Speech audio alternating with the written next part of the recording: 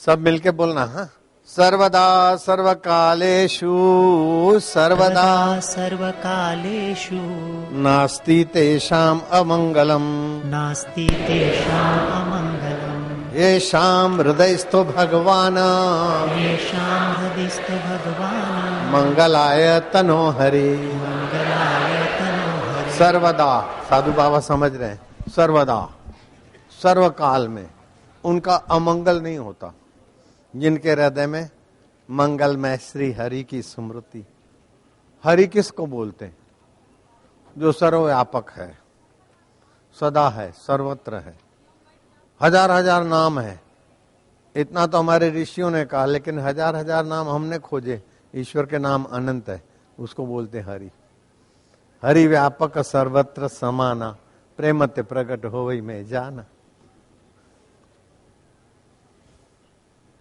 नित्य उत्सव भवे तेषाम् सौभक्तेषां नित्य नित्य च मंगलम् नित्य नित्य च मङ्गलम् येषाम् हृदयस्थो भगवान् येषां हृदिस्थो भगवान् मंगलाय तनो हरि। मङ्गलाय तनोहरि। उनके जीवन में नित्य उत्सव होता है, नित्य आनंद, नित्य नवीन रस, नित्य नवीन ज्ञान, नित्य नवीन माधुर्य।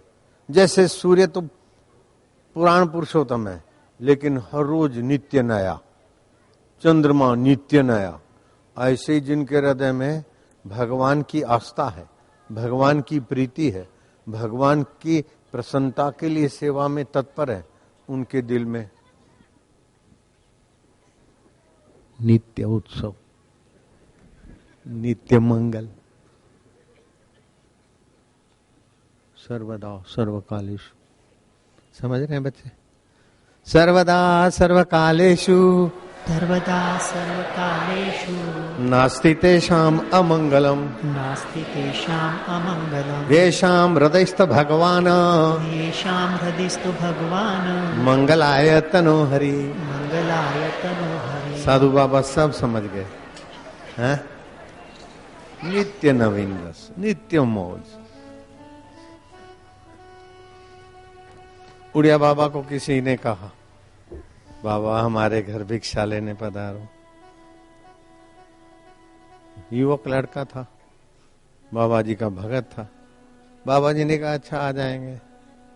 एक दिन उड़िया बाबा चल दिए। उड़िया बाबा वृंदावन वाले सब जानते हैं उनको, बड़े ऊंचे कोटि के संत हो गए। अखंडानंद उनके चरणों में नमन करते थे, और अखंडानंद के चरणों में इंदिरा गांधी की गुरु आनंदमयी मां नमन करती थी। ऐसे ऊंचे कोटि के उड़िया बाबा थे, व्यापक ब्रह्म स्वरूप अपने को जानते थे। मानना एक बात है, जानना दूसरी बात। वो उसके बच्चे के कहने से उसके घर पे गए, तो लड़का तो था नहीं। अब उसका बाप था आर्य समाजी, बड़ी बड़ी मूछों वाला, पहलवान दिमाग का, मोटा मोटा पहलवान दिमाग, मतलब फिजिकली बल ज्यादा, दिमागी बल थोड़ा, पेटीपेक। अरे बाबा क्या है, भिक्षा मांगने आए? इतने मोटे ताजे काम नहीं करते। उड़िया बाबा जैसे संत भिक्षा लेने को गए, तो मुच्छों वाला पहलवान बोलता है कि क्या भिक्षा मांगने आए, काम काज नहीं करते, इतने हट्टे कट्टे मोटे ताजे हो? बोले काम मिलता नहीं है। अरे काम मिलता नहीं, आओ इधर, ये भैंसों के लिए चूरी काटो। बाबा बैठ गए चूरी काटने के लिए। क्या बोला मैंने? बाबा बैठ गए चूरी काटने, मजदूर का काम करने। वो युवक आया, देखे, अरे बाबा बाबा ये क्या करे? बोले कोई बात नहीं, भोजन करना है तो काम करना चाहिए। बाबा आप तो वो काम करते हैं कि करोड़ों लोग मिलकर भी वो काम नहीं कर सकते जो आप अकेले कर लेते हैं। आप ईश्वर में रमण करते हैं, आपका श्वासोश्वास माहौल में ईश्वरत्व लाता है। बोले ये सब ठीक है, लेकिन जो बाहर के काम को काम मानते हैं उनके लिए कर लिया तो क्या फर्क पड़ता है? घटना तो अमंगल की है। प्रधानमंत्री की गुरु जहां चरण रज की इच्छा करे, उस महाराज को किसी ने कह दिया बाबा हमारे घर पधारना। बाबा जी चले गए। वो लड़का नहीं था, उसके लड़के के बाप ने डांटा कि भीख मांगते हो, शर्म नहीं आती, इतने मोटे ताजे हो, कोई काम काज करो। बोले काम मिलता नहीं। बोले क्या नहीं मिलता, चलो चूरी काटो। बाबा चूरी काटने लग गए, भैंस गाय आदि के लिए। दुख हुआ ही नहीं। नित्य उत्सव है, नित्य मंगल है। जैसा अमृत तैसी विष खाटी, जैसा मान तैसा अपमान। कुछ समय के बाद दूसरा ऐसा बाबा की दिल्ली में जाना हुआ। दूसरा कोई भगत मिला। बोले बाबा हमारी फलानी कॉलोनी में हम रहते हैं, जनकपुरी आदि के पास में कहीं, बाबा हमारे यहाँ भिक्षा लेने आओ। वो बाबा तो पैदल चलते थे, उनका नियम था। बाबा जी चल पड़े। चलते चलते एक आध घंटे के बाद पहुंचे तो जिस किराए के मकान में कॉलोनी में रहते थे, और कॉलोनी के मालिक ने कहा भिखमंगों को हम आने नहीं देते कॉलोनी में, हटो बाहर निकलो। बाबा को बाहर निकाल दिया। बाबा निकल गए। किसी ने बताया कि बाबा आए थे और तुम्हारे मकानों के मालिक ने बाबा को रवाना। वो गए, ले आए तो उसने फिर अडंगा जमाया, नहीं नहीं बाहर जाओ। ऐसे 2-4 बार बाबा को बुलाने वाले बुलाए और भगाने वाले भगाए, लेकिन बाबा के हृदय में अमंगलकारी दुख पैदा नहीं हुआ। ये कैसा है जादू। हरि की सत्ता महता सार है। आना जाना मलना बिछड़ना मान अपमान ये तो घड़े का होता है, आकाश का नहीं होता। नित्य मंगल, नित्य उत्सव। बाबा ने कभी फरियाद नहीं की, इसलिए बाबा के वो आचरण को याद करके अपना भी दिल पवित्र होता है।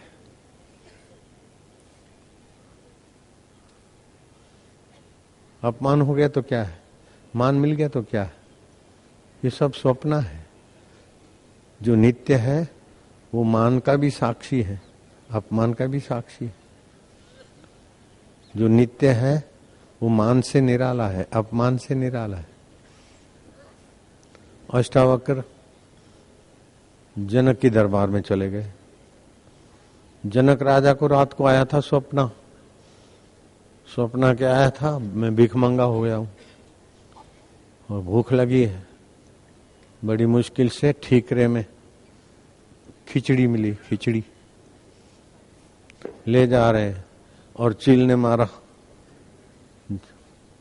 जर्क। ठीकरा तो गिर गया, लेकिन बाज पक्षी चील का पंजा, नाखून लग गए। नाखून हाथ को लगे, चील का झपाटा। हा, नींद खुल गई। नींद खुल गई तो दरिद्रता कहाँ थी, चील कहाँ गई, ठीकरा कहाँ गया, खिचड़ी कहाँ गई, भूख कहाँ गई। मैं तो इस राजमहल के शयनगार में सो रहा हूं, सारी सुविधाएं हैं। मैंने ऐसा दुखद देखा। उस समय तो वही दुखी था।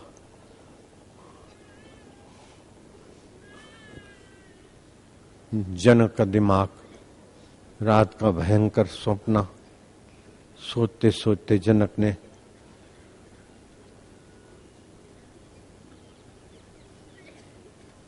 आपातकाल धर्म सभा योजना की, जिसको कहते हैं अंग्रेज लोग इमरजेंसी, आपातकालीन सभा का आयोजन किया।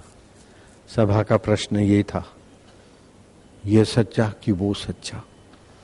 पंडित व्याख्या करने लगे, विद्वान बाल की खाल उतारने लगे। व्याख्या करते करते 1 दिन 2 दिन बीतने लगे, लेकिन जनक के हृदय में संतोष नहीं हुआ। सही उत्तर कोई दे न पाया, ये सच्चा कि वो सच्चा। कोई कुछ बोले, कोई कुछ बोले। जितने थे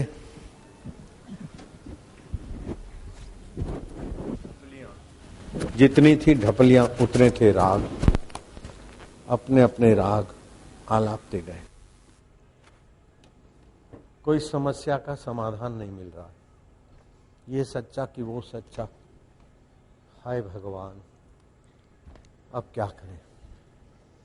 कहां तो भीख मंगे की चाल से कटोरा लेके जा रहे हैं।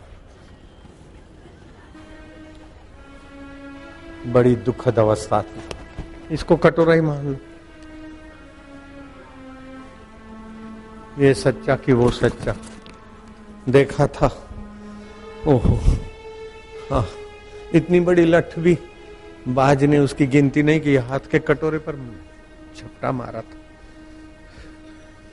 जनक बैठा तो सिंहासन पर है, लेकिन दृश्य वही दिख रहा है। हाय राम, ओ ए हे आ ए हरे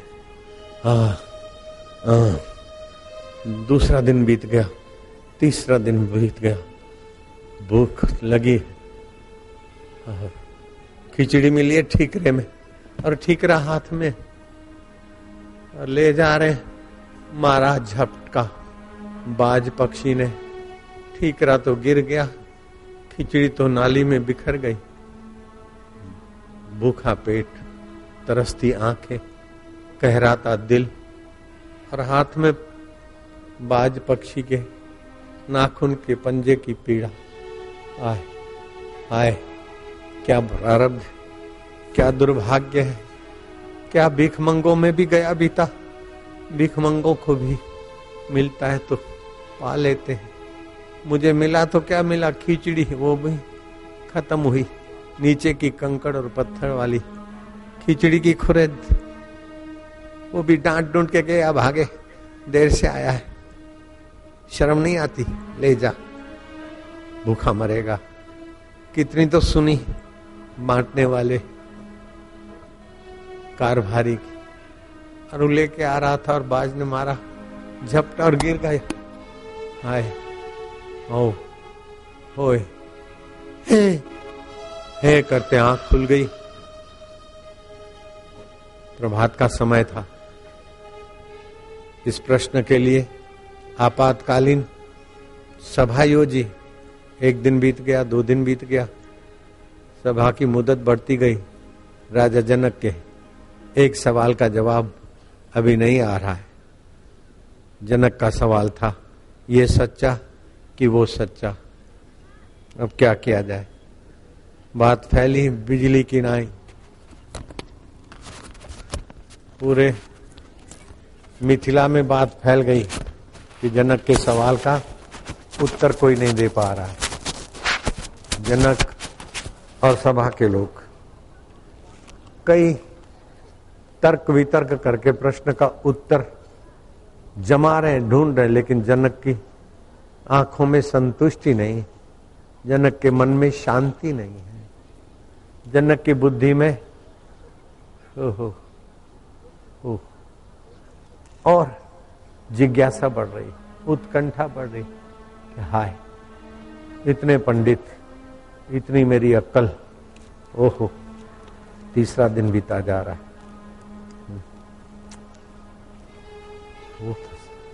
वो सच्चा था कि ये सब राजाधिराज महाराज अंदाता जनक महाराज की जय हो जी हजूरी कर रहे हैं, ये सच्चा है कि वो सच्चा था। अष्टावक्र को जनक के पुण्यों ने, अंतर्यामी प्रभु की कृपा ने अष्टावक्र को भीतर से प्रेरित किया। सुनी थी खबर, अष्टावक्र चले गए। जो ही राज दरबार में गए, टेढ़ी टांगे थी, छोटा सा कद था, काला वर्ण था, 8 शरीर में खोड़ खापड़ थे। उनको देखकर ही सभा के सभी पंडित विद्वान ठाका मार के हंस पड़े। अष्टावक्र ने कहा, भो भो पंडिता, सुनो सुनो पंडितों, तुम किस पर हंस पड़े हो? पंच भौतिक शरीर को देखकर हंसे हो या मेरे चित्त को, मन को, बुद्धि को देखकर हंसे हो, या ईश्वर की कृति पर हंसे हो, या मेरे स्वरूप को देखकर हंसते हो।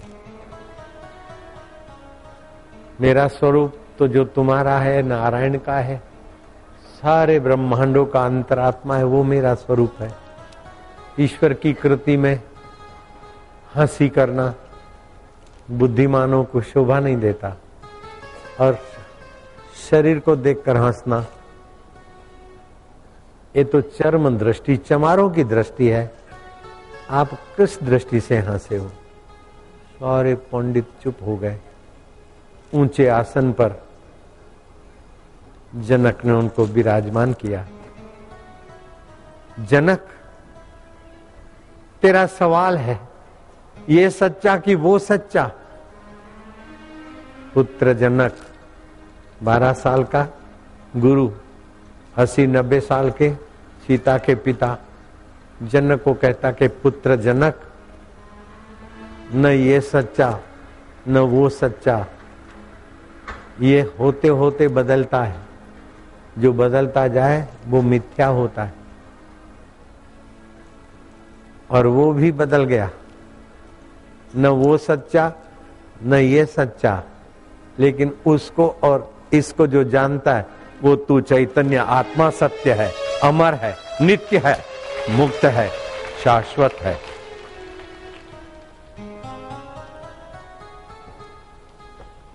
निश्चिंतो भव, संतुष्टो भव,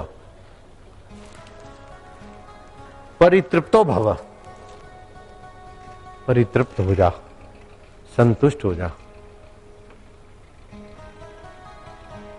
मिथ्या परपंच देख दुख जिन आनंदी जीवन। ये मिथ्या परपंच है और वो सपने का मिथ्या परपंच। मिथ्या परपंच देख दुख जिन आन जिय, देवन को देव तू सब सुख राशि।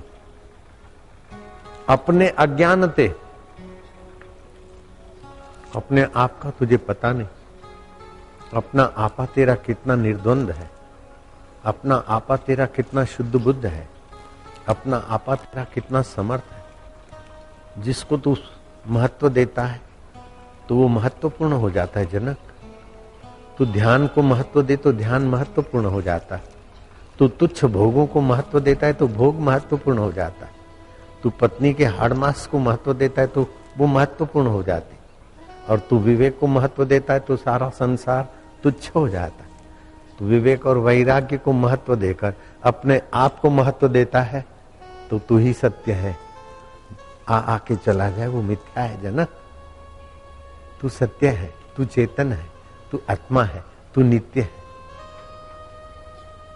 तू इन चीजों को महत्व दे। आहा, गेंदे के फूल जहां भी होंगे मच्छर भाग जाते हैं, बहुत अच्छा। गुलाब के फूल त्रिदोष नाशक है, आहा बहुत अच्छा। तूने महत्व दिया तो ये कीमती हो गए, नहीं तो इनको पता ही नहीं। ये मेरा दायां हाथ है, शुभ है, इसका आशीर्वाद दिया जाता है, बाएं हाथ से नहीं। ये मेरा दायां हाथ महत्वपूर्ण है, महत्वपूर्ण हो गया। दोनों हाथ मेरे महत्वपूर्ण है, महत्वपूर्ण। लोगों का मंगल हुआ। मैं तुच्छ हूं, मैं पापी हूं, मेरे हाथों से क्या होता है? कुछ नहीं होगा। तू जहां अपनी सम्मति बरसाता है वहां सब कुछ हो जाता है। और जहां से तू अपनी आत्मसम्मति संकुचित करता है, समेट लेता है, नौकरी नहीं मिलती, धंधा नहीं मिलता, क्या खाएंगे, कैसा करेंगे, तो बस वही दुखद और दुर्भाग्य शुरू हो जाता है। मां के गर्भ में कोई चिंता नहीं की थी और मां के गोद में आए तो दूध तैयार था। वो सर्जनहार अभी मेरा अंतरात्मा है और सृष्टि का संचालक है। मुझे फिक्र किस बात की? तो तू निष्फिक्रता से नारायण के निकट हो जाता है। अब क्या खाएंगे, क्या करेंगे, मुसीबत आ गई, मैं बड़ा परेशान हूं, तो तू परेशानी की खाई में जा गिरता है। जनक, मोक्ष अगर चाहता है तो विषयों को विषवत छोड़ दे। आर्जव, क्षमा, संतोष, पी सुधा दिन रात, संतुष्ट रहे अपने आप में। हे नाक, तू मुझे मजा दे परफ्यूम से, हे मूत्रेंद्री तू काम विकार से मुझे मजा दे, ये दीनता छोड़ दो। हे वाहवाही कान की तू मुझे मजा दे, नहीं, तू स्वयं मजा का दाता है, तू अपने आप में परिपूर्ण है। जिसको तू महत्व देता है वो महत्वपूर्ण हो जाता है। तू अपने आप की महिमा जान ले जनक। देखा अपने आप को, तू ऐसे ही बोलेगा, देखा अपने आप को, मेरा दिल दीवाना हो गया, ना छेड़ो मुझे यारो, मैं खुद पे मस्ताना हो गया। बंदगी का था कसूर, बंदा मुझे बना दिया, मैं खुद साथ था बेखबर, तभी तो सिर घुमा दिया। इधर उधर उधर उधर कितना भी भटको, लेकिन जब भी विश्रांति मिलेगी तो अपने आप में। कोई हाल मस्त, कोई माल मस्त, अमुक परिस्थिति हो कि हम मस्त हैं। अरे मूर्ख, परिस्थिति के आधार से तेरी मस्ती लूली लंगड़ी है। कोई हाल मस्त, कुछ माल ठाल मिल गया बोले मस्त है, लेकिन माल ठाल का महत्व देकर तू अपनी आत्मा को धोखा मत दे। कोई हाल मस्त, कोई माल मस्त, कोई तूती मैना सुए में, ये रामतीर्थ ने गाया। कोई खान मस्त, बढ़िया मिला, आह बड़ा भंडारा हुआ, आज बड़ी मस्ती है। ओए साधु रहे मस्ती में, आग लगे बस्ती में। अरे मूर्ख, एक 2 पैसे का भंडारे में साधु रहा मस्ती में, आग लगे बस्ती में, सब बकने की क्या जरूरत है। न खुशी अच्छी है न मलाल अच्छा है, प्रभु तो जिसमें रख दे वो हाल अच्छा है। हमारी न आरजू है न जुस्तजू है, हम राजी हैं उसमें जिसमें तेरी रजा है। ये भक्ति की नजरिया है। लेकिन ज्ञान की नजरिया प्रभु को अलग ही नहीं रहने देती। प्रभु क्या रखे, हम ही प्रभु हैं। ये प्रभु है कि नहीं है उसका सर्टिफिकेट हम ही देते हैं। ये मंदिर के भगवान हैं, बड़े हैं, ये महत्ता भी तू देता है। तो भगवान की महत्ता देने वाला तेरा अंतर्यामी भगवान। उधर अल्लाह है, उसकी महत्ता भी तेरा आत्मा देता है। उधर गॉड है, इसकी महत्ता भी तू देता है। महत्वपूर्ण तू है जनक। शरीर महत्वपूर्ण नहीं है, मन महत्वपूर्ण नहीं है, बुद्धि महत्वपूर्ण नहीं है। शरीर बदलता है, मन बदलता है, बुद्धि बदलती है, परिस्थितियां बदलती है, लेकिन तू अबदल है। असंगो अयम पुरुष केवल निर्गुणश्च। नहीं वो सच्चा न ये सच्चा, वो की बदलाहट का अधिष्ठान तुम चैतन्य, और यह की बदलाहट का तुम चैतन्य। वह वैकुंठ में है, यह मंदिर में है, यह मस्जिद में है, वह 7वें अरस पर है। ये सारा मैं से होता है। तेरा मैं वह को यह को प्रकाशित करता है। तू प्रकाश स्वरूप है, तू ज्ञान स्वरूप है, तू चैतन्य स्वरूप है। अष्टधा प्रकृति में सब होता है जनक।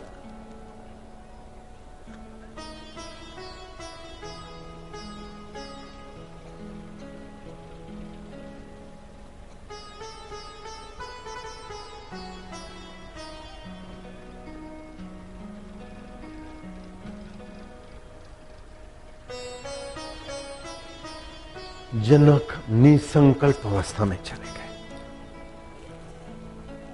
शरणानंद महाराज हो गए। अखंडानंद जी भी उनको मान से पढ़ते थे। राम सुखदास जी भी, प्रथम राष्ट्रपति राजेंद्र बाबू भी उनका बड़ा आदर करते थे। शरणानंद महाराज, मानव सेवा संघ की उन्होंने स्थापना की। शरणानंद महाराज के साथ युवावस्था में एक विज्ञानी चर्चा करते करते बोले, महाराज आप जो भी बोलते हो ठीक है, लेकिन विज्ञान की एक ऐसी खोज है, एक इंजेक्शन आपको लगा दूं तो आप बोलना बंद कर देंगे। बात सही है। महाराज ने कहा हाँ, इंजेक्शन से बोलती तो बंद हो जाएगी, लेकिन उसको जानने वाले को तुम बंद नहीं कर सकते हो। बोलती बंद वाणी की होगी, मन पर प्रभाव पड़ेगा, लेकिन मुझ पर तुम्हारे विज्ञान का प्रभाव नहीं पड़ेगा। प्रलय का प्रभाव शरीर पे पड़ेगा, चीज वस्तुओं पे पड़ेगा, मुझ पर नहीं पड़ेगा। चर्चा होती रही। महाराज ने कहा मैं एक सवाल पूछता हूं, देखो विज्ञान जगत में सच्ची बात को स्वीकार करना होता है। तुम सत्य बोलोगे, मुझे भरोसा है। तुम जब काम करते हो, रिसर्च करते हो, तो तुम्हारा मन कहां होता है? जब जांच करते हो तो बोले बाबा, जब जांच करते हैं, काम करते हैं, तो मन काम में होता है। ठीक। और जब जांच नहीं करते हो, काम नहीं करते हो, रिसर्च कर नहीं करते, एक ऐसी अवस्था आती जहां कुछ नहीं करते हो, तो तुम्हारा मन कहां होता है? वो विज्ञानी निरुत्तर हो गया। क्यों देख रहे मेरे सामने? जब कुछ नहीं करते तो कहां होते हो? बोले बाबा पता नहीं। अरे प्यारे, बोल देना, जब कुछ नहीं करते हैं तो सभी लोग ईश्वर में ही होते हैं। न किंचित अभी चिंतित। जब कुछ चिंतन नहीं होता तो निश्चिंत नारायण की अवस्था है, तुम अपने ईश्वरी स्वभाव में हो तो लाला। लेकिन ये वैज्ञानिक साधनों से पकड़ में नहीं आएगा। तस्मात् गुरु अभिमुखात् गच्छेत्, श्रोत्रिय ब्रह्मनिष्ठ। जिसने शास्त्र के तत्व को जाना हो और परब्रह्म परमात्मा में स्थिति हो, उसकी शरण जाओ, शास्त्र कहते हैं। तस्मात् गुरु अभिमुखात् गच्छेत्। कैसा गुरु? कन्या मन्या कुर्र, तू मेरी चेली मैं तेरा गुर्र, तुम मेरे चेले मैं तेरा गुर्र। दक्षिणा धर, तू चाहे तर चाहे मर। ऐसे गुरुओं की तो भीड़ है। लेकिन जिसने अपने गुरुत्व को जाना है, अपने लघुत्व शरीर को, मन को प्रकृति का माना है, और अपने गुरुत्व को मैं रूप में जिसने जाना है, और शास्त्र का ज्ञान है, शास्त्र सम्मत जिनका उपदेश है, अनुभव है, ऐसे गुरु की शरण जाओ। तस्मात् गुरु अभिमुखात् गच्छेत्, श्रोत्रिय ब्रह्मनिष्ठ।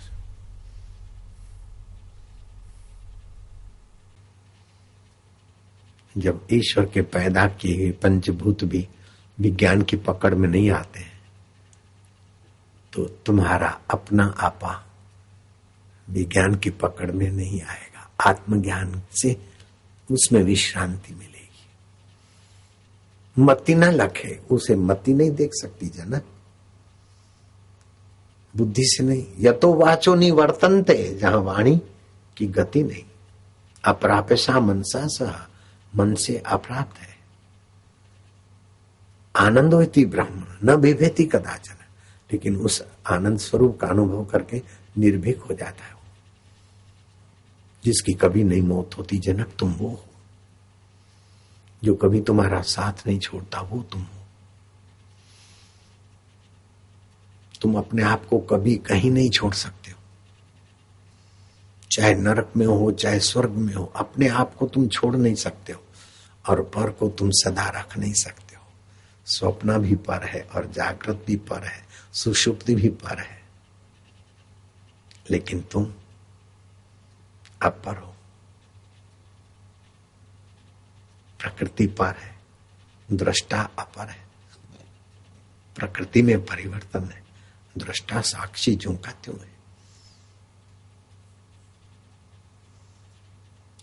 अन्यथा भगवान कृष्ण के दर्शन हो रहे हैं, अर्जुन का दुख नहीं मिटा।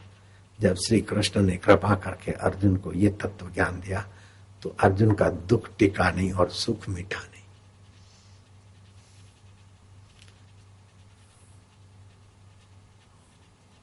गोपियों ने कहा कि श्री कृष्ण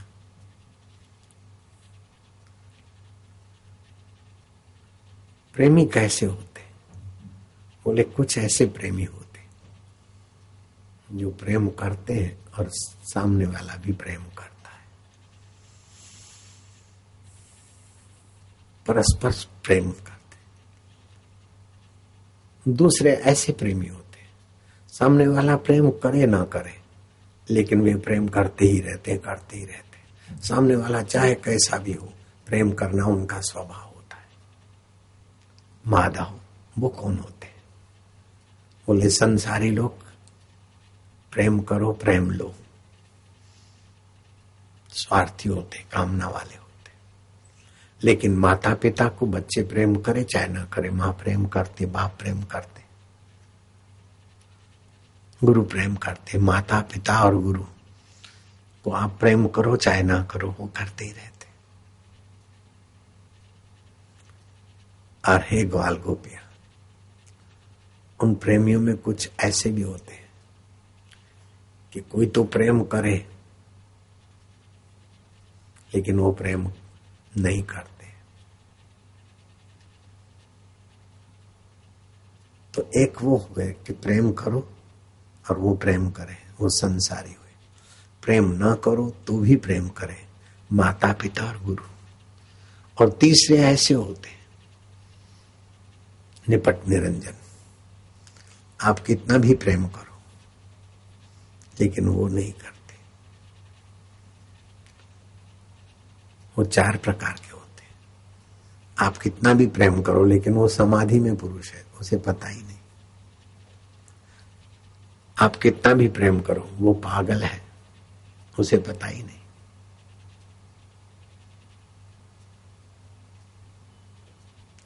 आप कितना भी प्रेम करो लेकिन वो कृतघ्न है।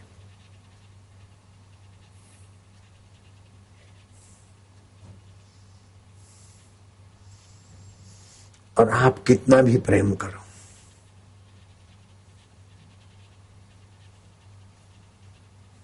वो कुछ विलक्षण है। तो गोपियां एक दूसरे की तरफ देखने लगी। इन चारों में से कृष्ण आप कौन हो? ऐसा अगर पूछें तो कृष्ण क्या कहेंगे? क्योंकि हम तो उनके लिए तरसते हैं और इन भाई साहब को तो हमारी कोई पड़ी नहीं है। श्री कृष्ण पागल भी नहीं है, श्री कृष्ण समाधि में भी नहीं है।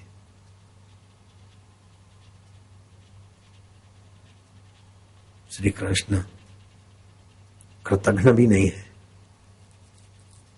फिर भी हमारे प्रेम का प्रत्युत्तर नहीं मिलता। भाई साहब तो चले जाते। ऐसे आपस में मानसिक चढ़ाव उतार की अवस्था में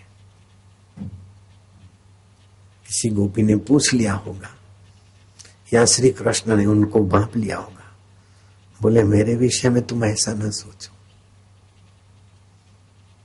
मैं उन चारों में से नहीं हूं। तुम प्रेम करती हो और मैं कई बार प्रेम नहीं करता। क्यों? कि तुम्हारी कोई ऊंची अवस्था है। मैं ये उम्मीदों से कभी कभी जानबूझ के भी तुमसे दूर होता हूं ताकि तुम बाहर ही बाहर प्रेम करते करते रुक न जाओ। मुझे अपने अंतरात्मा प्रेमास्पद को भी मिलो, जहां से तुम्हारी और हमारी दूरी खत्म हो जाती। मैं ईश्वर नहीं, तुम जीव नहीं, हम दोनों ब्रह्म है, वो अवस्था आ जाए। इसलिए मैं जानबूझ के तुमसे कई बार कन्नी काटता हूं। अब तो दीपो भावा बुद्ध कहा करते थे, अपना दिया आप बनो।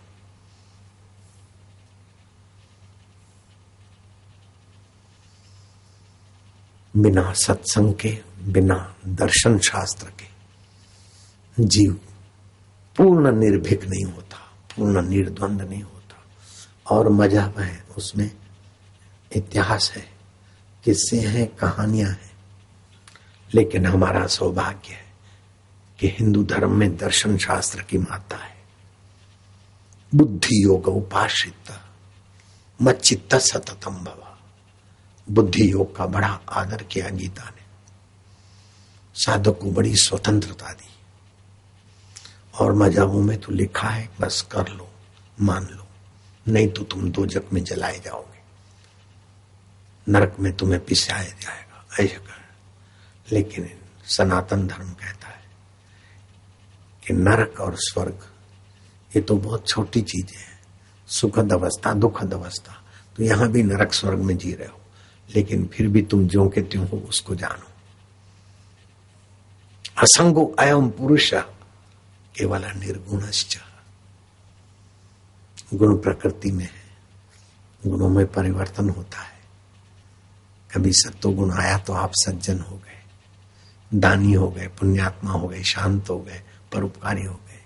कभी रजोगुण आए तो आप कोई प्रेम करे तो करे, नहीं तो हमारा क्या, कोई दे तो हम दे, कुछ उम्मीद हो तो दे। शादी कार्ड भी उन्हीं को देंगे जिन्होंने बुलाया अथवा जिनको बुलाना जरूरी है, सबको काय को देंगे। बनिया बुद्धि जाती नहीं, लेकिन ज्ञानवान शादी कार्ड तो नहीं देता है, लेकिन अपनी करुणा कृपा का प्रसाद तो सभी को बांटता है। क्योंकि ज्ञानी को इतने हमारे इतने पराए ऐसा नहीं लगता। श्री कृष्ण ज्ञानी है, श्री राम जी ज्ञानी है, भगवान ब्रह्मा विष्णु महेश उसी ज्ञान स्वभाव में परितृप्त रहते। इस समय अभी देवशैनी एकादशी से लेकर प्रबोधनी एकादशी तक 4 महीने भगवान नारायण कुछ न करने में है, विश्रांति योग। करने से जो भी मिलेगा वो नगण्य होगा। करें ईश्वर प्रीति के लिए, समाज के मंगल के लिए, तो फिर करने का राग मिटते ही न करने में विश्रांति मिलेगी। न करने में जो विश्रांति है, आलस्य नहीं, मनोराज्य नहीं, कल्पना नहीं, तमस नहीं है, गुणातीत अवस्था। वहां वाणी नहीं जाती। तुलसीदास ने कहा, गो गोचर जहां लगी मन जाई। गो माना इंद्रियों, इंद्रियों का विचरण जहां तक भी जाता है, मन की कल्पना बुद्धि की जहां तक दौड़ है, वो सब माया है। बुद्धि जहां तक भी दौड़ाओगे माया में है। साधक इस अवस्था में आकर चकरा जाता है। मैं भी चकरा गया था। जब गुरु जी ने कृपा की तो फिर उसी समय उस कृपा में डूबने का तो स्वाद लिया न लिया, गुरु जी कैसे करते होंगे, क्या होगा, ये बाहर आ गए, बुद्धि में लग गए। फिर दूसरी बार कृपा हुई, फिर तीसरी बार,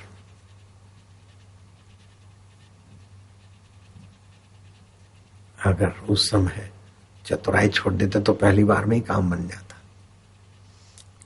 लेकिन वो दाता देने में थके नहीं, और हम लेने में भी थके नहीं।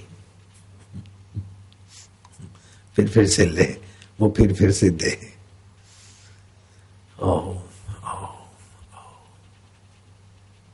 आपको भी फिर से मिलता है। कितनी बार मिल रहा है, कितनी बार न करने में आते हो लेकिन रुकते नहीं हो। फिर आपाधापी में कद्र नहीं है, तड़फ नहीं है। हमको तड़फ थी तो 2-3 बार में काम हो गया। आपको तड़फ नहीं है, कद्र नहीं है, तो सैकड़ों बार आपकी अवस्था ऐसी आ जाती है माहौल में। गुरु जी सत्संग ऐसे ही तो करते थे। कभी कभी ऊंची बात, गुरु की वाणी, वाणी गुरु, वाणी विच अमृत सारा, एकदम खुला बोलते थे। गुरु की वाणी गुरु है और वाणी विच अमृत सारा है। मन तू ज्योति स्वरूप, अपना मूल पहचान, ऐसा बोलते थे। लगता था अच्छा है, लेकिन फिर वही जैसा तुम्हारे साथ होता है ऐसे मेरे साथ मैं करता था। तुम्हारे साथ दूसरा नहीं करता, तुम ही करते हो। गुरु के वचनों में महत्व बुद्धि नहीं, जगत में मिथ्या बुद्धि नहीं, अपने आत्मदेव में सत्य बुद्धि नहीं, इसलिए दुर्भाग्य चालू रहता है। अपने आपे में सतबुद्धि हो जाए, जगत में मिथ्या बुद्धि हो जाए और गुरु के वचनों में सतबुद्धि हो जाए, महत्व बुद्धि हो जाए, अभी काम हो गया, अभी इस समय।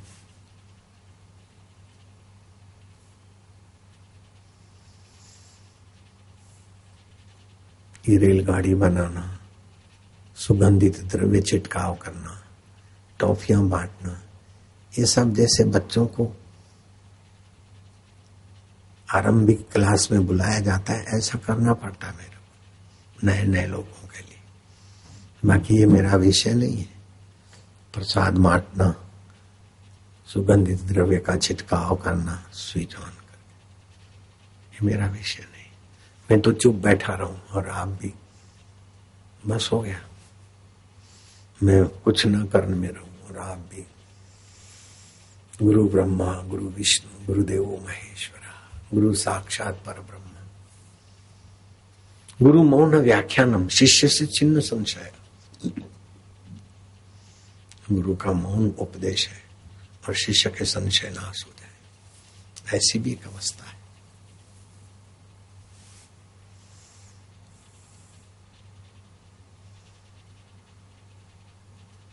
हे जनक, जब स्वप्न था तब जागृत नहीं था, जब जागृत है तो स्वप्न नहीं है, और जब गहरी नींद है तो दोनों नहीं है, लेकिन तुम तीनों में हो। स्वप्न में भी तुम थे, स्वप्न अभी नहीं है लेकिन तुम हो। जागृत में भी तुम हो, जागृत कल का नहीं है, अभी तुम हो। गहरी नींद रात वाली नहीं है लेकिन तुम हो। और गहरी नींद में कुछ नहीं देखा था, उसका ज्ञान भी तुम ही हो। तुम नित्य ज्ञान स्वरूप हो। न जानने को भी तुम जानते हो जनक, जानने को तो जानते हो, न जानने को भी तुम जानते हो।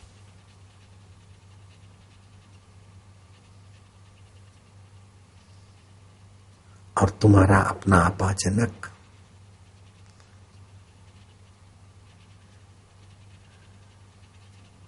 इंद्रिय गम नहीं है, इंद्रिय गम्य नहीं है जनक, मनोगम्य नहीं है, मति गम्य नहीं है। तुम्हारा अपना आपा। जब तुम अपने परमेश्वर को जानना चाहोगे तो इंद्रियों से नहीं जान पाओगे, मन से नहीं, बुद्धि से नहीं।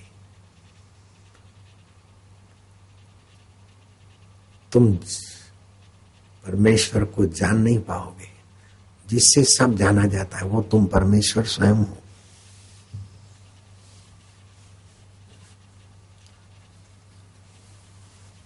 परमेश्वर कहीं बैठकर सृष्टि बनाता है, ये धारणा परंपरा से कपोल काल्पनिक है। यही सृष्टि बना रहे। धरती पे इतने मनुष्य नहीं जितने तुम्हारे शरीर में बैक्टीरिया है, उनको तुम ही बना रहे हो नारायण। उनकी उत्पत्ति तुम ही कर रहे हो, तुम ब्रह्मा जी हो। उनका पालन तुम ही कर रहे हो, तुम विष्णु हो। और उनका संहार तुम ही कर रहे हो, तुम साक्षात महेश्वर हो। और ये सब हो ना हो फिर भी तुम ज्यों के त्यों हो, इसलिए तुम साक्षात परब्रह्म हो। और परब्रह्म कहीं खोजने क्यों जाओगे? तुम्हारे सिवाय कोई परब्रह्म होगा क्या? तुम्हारे सिवाय अगर कोई है तो जड़ है, मिथ्या है, नाश हो जाएगा। तुम अविनाशी हो, नित्य हो, शाश्वत हो।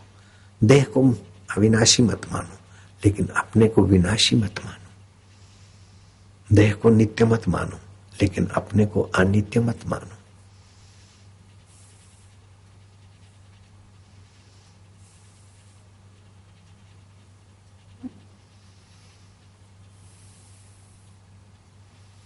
गुरु जी, हमने सुना है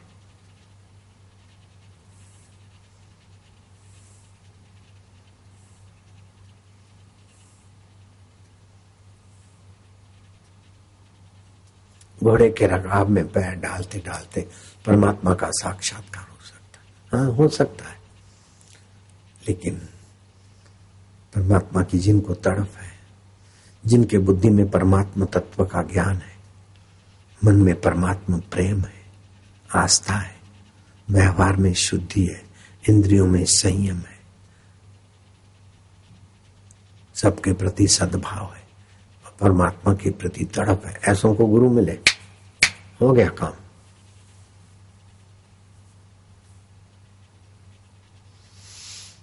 बुद्धि में परमात्मा ज्ञान का संस्कार प्रकाश, मन में सद्भाव, आचरण में सच्चरित्रता, इंद्रियों में संयम, बस फिर तो हो गया काम। जो आया सो खा लिया। बाहर से मजा ले रहे, अंदर का मजा का अपमान हो जाता है। अंदर के मजे की तरफ झुकाव नहीं होता। दुनिया के जो मजे हैं हरगिज कम ना होंगे, चर्चे यही रहेंगे, अफसोस हम ना होंगे। नाक से कितना भी सूंघ लिया, लेकिन एक दिन नाक जवाब दे देगी।